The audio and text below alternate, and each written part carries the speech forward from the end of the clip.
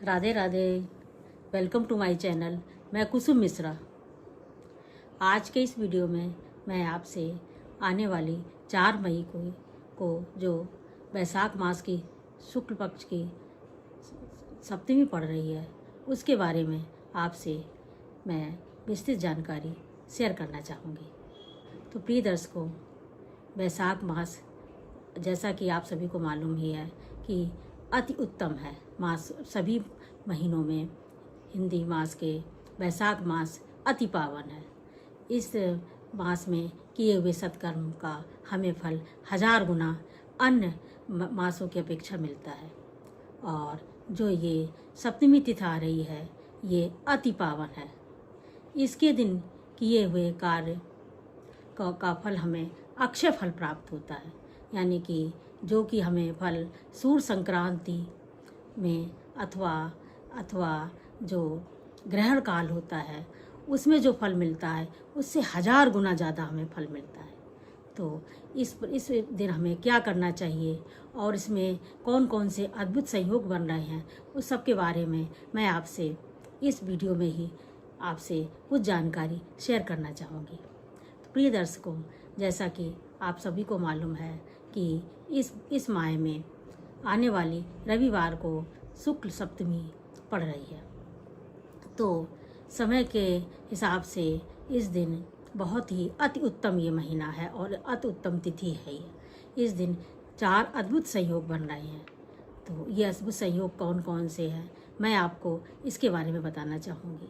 Number 1 तो ये सप्तमी है तिथि, जो कि वैशाख मास की सप्तमी है, ये अति पावन है। और दूसरे दिन ये जब सप्तमी तिथि जब रविवार को पड़ती है तो ये रविवार ही सप्तमी पड़ रही है। और रविवार सप्तमी पड़ने की वजह से ये इस दिन विजया सप्तमी के नाम से इसको पुकारा जाता है। और नंबर 3 पे इस दिन रवि पुष्य नक्षत्र भी पड़ रहा है। तो जब रविवार को पुष्य नक्षत्र के साथ सप्तमी तिथि होती है तो ये अमृत के हिसाब से अमृत के समान पावन हो जाती है। तो रवि पुष्प अमृत संयोग इसे बोलते हैं। और नंबर 4 पे निम्न सप्तमी पड़ रही, निम्न मतलब नीम सप्तमी पड़ रही है। इसका भी बहुत ही सुंदर इसका अति पावन इसका महत्व है। तो सबसे पहले तो मैं आपसे ये कहना चाहूँगी कि अगर आपने अभी तक पूरे मास में अगर इसका वैशाख मास का अगर आपने नियम संयम नहीं कर पाया है तो इस दिन अवश्य आपको व्रत भी कर लेना चाहिए। और व्रत में क्या करना है कि व्रत में इस दिन नक्त व्रत रखा जाएगा। नक्त व्रत का मतलब कि एक टाइम शाम के समय आपको बिना नमक का भोजन करना है। वैसे कि पुराणों के हिसाब से तो नक्त व्रत में मूंग जो है बिना नमक के पका के रात को खाना चाहिए, पर ऐसा इस समय आज के समय संभव नहीं है। तो आप ऐसा कर सकते हैं कि एक समय आप बिना नमक का भोजन ग्रहण कर सकते हैं। तो सबसे पहले तो मैं बताना चाहूँगी रविवार सप्तमी जो है उसका क्या महत्व, उस दिन हमें क्या करना चाहिए। तो सबसे पहले तो हमें उस दिन जप तप ध्यान आदि करना चाहिए। और नंबर 2 पे जो विजया सप्तमी है तो उसका क्या महत्व है। रविवार में पड़ने की वजह से उस दिन हमें ये महापातक है, यानी कि पहाड़ जैसे भी अगर आपने पाप किए हैं तो उस दिन आपका अगर जब तब ध्यान आदि करते हैं तो आपके ये पाप नाश हो सकते हैं और आपको पुण्य की प्राप्ति होगी। तो इस दिन हमें क्या करना चाहिए, हमें जप करना चाहिए। जप जो कि आप और दिनों में अगर 1000 माला करते हैं, अगर आपने इस दिन 1 माला ही कर ली तो आपको 1000 के बराबर पुण्य प्राप्त होगा। और अगर आप ध्यान करते हैं, दान करते हैं तो इसका 1000 गुना आपको पुण्य मिलेगा। तो ये इसको आपको अवश्य करना चाहिए। तो इसमें हमें क्या करना चाहिए कि हमें कोई 7 फल लेकर के, 1 फल कोई भी लेके, चाहे आप नारियल ले लें, नारियल अति उत्तम होता है। और अगर नारियल का फल आपको नहीं मिल सकता है तो आप उसकी जगह फूल भी ले सकते हैं। और फूल भी अगर आपको उपलब्ध ना हो तो आप धूप भी ले सकते हैं। तो उसको हाथ में ले करके सूर्य भगवान की 7 परिक्रमा करना चाहिए। तो 7 परिक्रमा करने के बाद अब आप कहेंगे इस फल को हम क्या करें, उस फल को दान कर देना चाहिए, आप अपने पास नहीं रखना चाहिए। और अगर पुष्प है तो पुष्प को आप कहीं वृक्ष के नीचे, नदी सरोवर में आपको प्रभावित कर देना चाहिए। ऐसे धूप को भी आपको प्रभावित कर देना चाहिए। तो ये तो आपका रविवार है जो विजया सप्तमी का महत्व हुआ। और आपका जो पुष्य नक्षत्र पड़ रहा है उस दिन, तो ये अमृत योग है। तो इस दिन आपको मंत्र का जाप करना चाहिए, मंत्र का जाप करना चाहिए, क्योंकि इसको मंत्र के जाप करने से क्या होता है कि उस दिन जो भी आप मंत्र जाप करेंगे तो आपका सिद्ध हो जाएगा और उसमें शक्ति, अनोखी शक्ति आ जाएगी। उसको सिद्ध होने के बाद आप जो भी चाहेंगे तो आप उसको आप कर सकते हैं। आपको उसमें सफलता, अति सफलता मिलती है।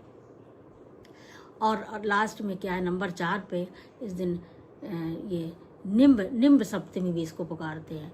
तो निम्ब सप्तमी में आपको क्या करना है, उसी दिन आपको 7 नीम के कोमल पत्तों को लेकर के सूर्य भगवान की तरफ दिखाते हुए उनको सूर्याय नमः ऐसे बोलते हुए या समर्पित करते हुए उस नीम की पत्ती को आप घर में आके कुछ समय के बाद शाम के समय आपको उसको ग्रहण कर सकते हैं। तो ग्रहण करने से आपको क्या आपको फल प्राप्त होगी, इससे ग्रहण करने से आपको आरोग्यता का वरदान मिलेगा। सूर्य भगवान हमें आरोग्यता प्रदान करेंगे। तो इसको आप अति हो सके तो अवश्य करिएगा। और इसमें कोई मेरे समझ से कोई खर्चा भी नहीं है और कोई इतनी मेहनत भी नहीं है, और नीम की पत्तियाँ भी आपको उपलब्धि हो जाएंगी। तो आप इसको अवश्य करिएगा, क्योंकि हमारे भविष्य पुराण में श्री कृष्ण भगवान युधिष्ठिर से कहते हैं, जब युधिष्ठिर जी ने पूछा है कि हाँ इस तिथि का क्या महत्व है, तो उन्होंने बताया है कि इस दिन करने से जो भी आप जब तब दान पुण्य आदि करते हैं, तो इस दिन के दान से आपको 1000 गुना फल मिलेगा। और उसके बाद आप सूर्य लोक में वो जीव पहुंच जाएगा। सूर्य लोक में पहुंचने के बाद फिर वापस जब फिर जन्म लेगा, पृथ्वी पर आएगा, तो उसको राजा जैसा जीवन प्राप्त करने को मिलेगा और उसको आरोग्यता रहते आरोग्य शरीर की प्राप्ति होगी। और जीवन में जो भी आपको सुख चाहिए हो वो सब कुछ उसको प्रदान हो जाएगा।